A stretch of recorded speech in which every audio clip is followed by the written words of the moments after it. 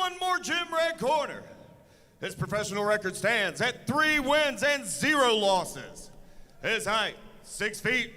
His weight, 171 pounds. He trains with American Top Team and Rush MMA and comes to you from Macon, Georgia. This is Lindsey Sweet Tea Jones. On the track. There's something about being like the man in the arena. There's something so real about fighting. And just not only fighting, but the life of a fighter. I really feel like I'm like a samurai. I started training MMA in middle school when I was 14.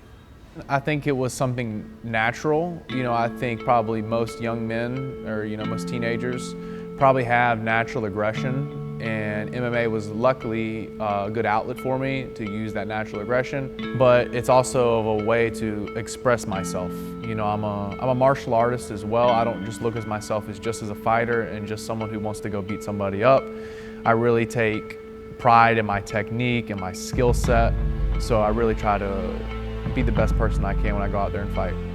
You know, when there's not a fight coming up, I do definitely enjoy training other people and, being a coach, but I never stop training.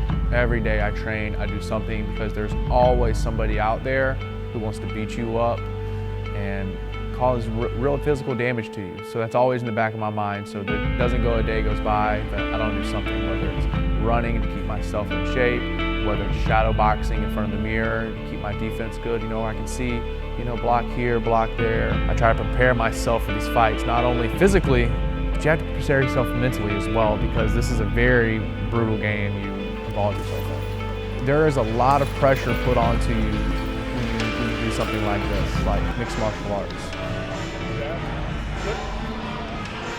Now, as you step forward with your left leg, now step forward with your right leg. I mean, you're fighting in a cage half naked, and they can elbow you, they can knee you, they can break your orbital, they can break your nose, they can break your jaw. And it's very hard mentally to prepare yourself for that. Here's a little story. One time I had a fight, and just like you look normal right now. You went out and fought before me, and this guy came back, and his face was destroyed, and he's bleeding, and he's cut, and he comes back in, and he's concussed, and his family comes back there, and they're crying. And they say, "Lindsey Jones, you're up next." And then I walk out there to the cage, and you can see in the cage, it's like a canvas, but there's a dark spot in the canvas that's still moist, where this guy was bleeding on the mat. And I'm standing over this basically still moist puddle of blood that's there. And then my opponent walks in the cage. It's me and him, mano a mano. I had neck surgery back in 2019, August 13th. Life was going good there for a minute. I moved down to Florida and I joined a super camp, which is called American Top Team, which a lot of other, famous fighters train at. At a wrestling practice one day, I hurt my neck, and it was like you grabbed an electric fence, and I got shocked. And I had to go get an MRI a few weeks later, and come to find out I had 2 herniated discs from C5 to C7. I tried to do physical therapy and epidurals, but none of those seemed to work. And waited a year, and then on August 13th, 2019, I had 2 artificial discs inserted into my neck.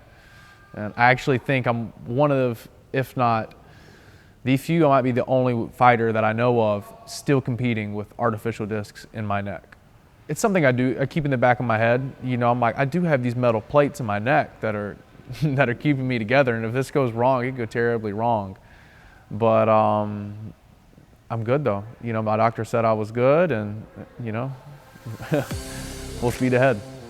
And you really just have to be true to yourself. I know that sounds a little corny, and you just have to fall in love with the game, no matter how long it takes. You got to keep working towards that goal, no matter what it is. You got to keep marching forward. And not everybody makes the cut. There's a lot of guys who are very physically talented. They're very good in the gym, but when the bright lights come on and the arena gets packed and the crowd chants, A lot of people break, they can't handle the pressure. You know, when people come in here and they have a lower skill level than me and they're wanting to become a fighter, or maybe they're just wanting to learn self-defense. I've been there, you know? I've been beat up, I've had losses, I've been severely injured, I've taken these concussions, and you know, you could say I've been through the fire a little bit. I've been afraid in a fight, you know, and I can really relay this to people and tell you what it's like and the ins and outs of it. Because some people who have never been a fighter, they don't really know what it's like, you know, and they can't really relay that information to somebody who's wanting to do that. Comes back in. Okay? So, boom, I can take him down. I'm in a bad position, so you're punching me. Alright? If he has your weight on your hand, it's very hard. You gotta push back into it. Get my leg up, I'm not like this. Push it back. See where my hands are? So right now I am 4-0 as a pro fighter. All 4 finishes in the first round. I have 2 knockouts and I have 2 submissions. And I'm trying to break through, just get a couple more wins and I'll hopefully be signed to the UFC. But I have a broken hand. I have artificial discs in my neck. My knee's a little banged up. I've had injuries there. And trying to keep myself in one piece while still acquiring this knowledge. So when I do hopefully get to those bigger stages, my skill set is adequate enough to fight these other, you know, world-class fighters. Whatever it is, I get here, he defends, so I have to go to a second shot. And finish from there. Then the first one, go to the second. Count on 3. 1, 2, 3. 2 to a shot. 2, 2.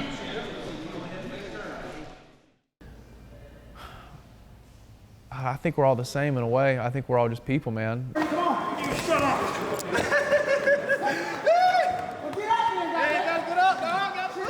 To be honest with you, I believe I'm the same as other people, honestly. But in my head, maybe I lie to myself and I say I'm a little different. You know, I lie to it, but I think we're all the same. We all get scared out there, and we all have our things we battle before we walk out of that curtain and into the cage. Red corner, Lindsay Sweet Tea!